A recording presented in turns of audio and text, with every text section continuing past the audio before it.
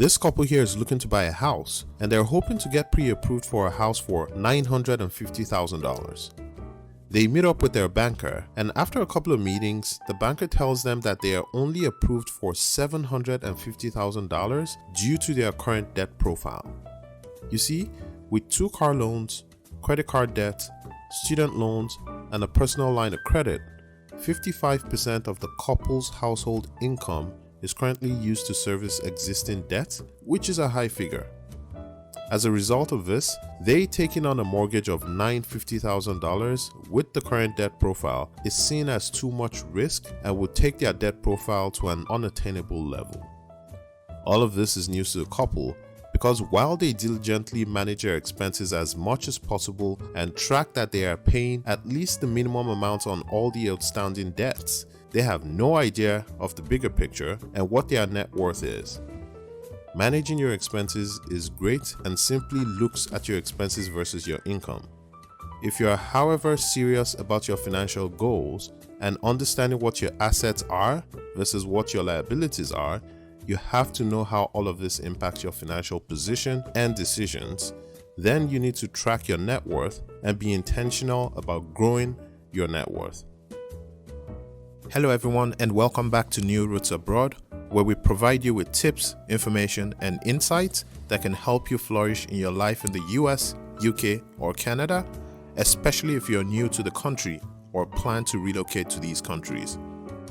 For more great content on thriving in your professional career, personal finance, education, immigration, and settling in your new domicile, please subscribe to the channel. Let's introduce you to Kwame. Kwame is 35 years old, lives in New Jersey, and works in the consumer packaged goods industry. Kwame is doing well financially.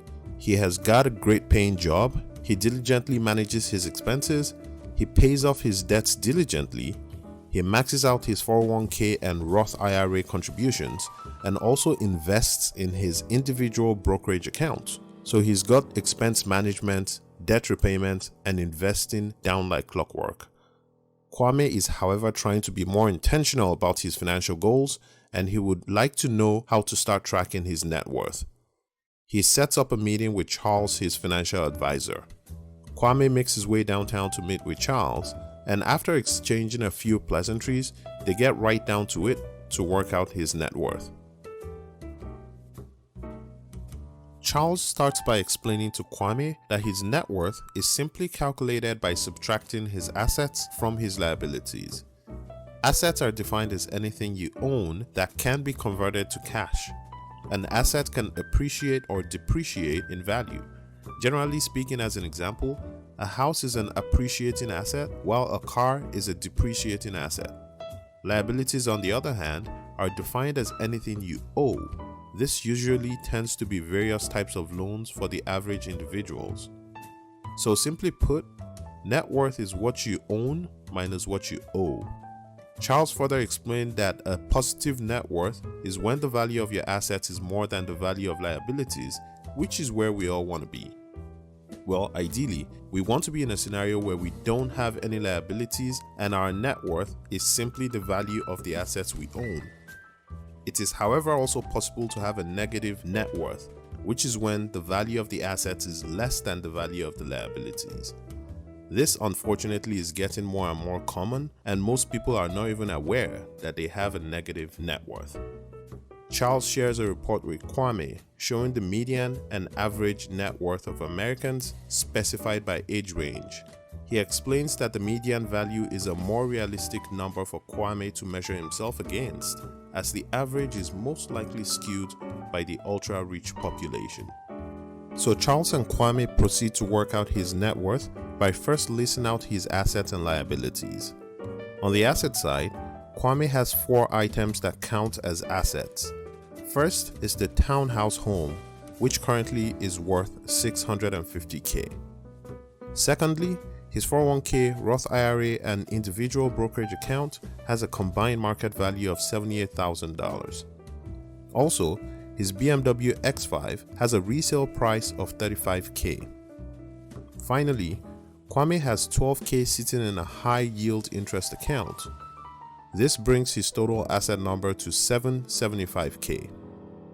On the liability side, Kwame also has a couple of items that count as liabilities.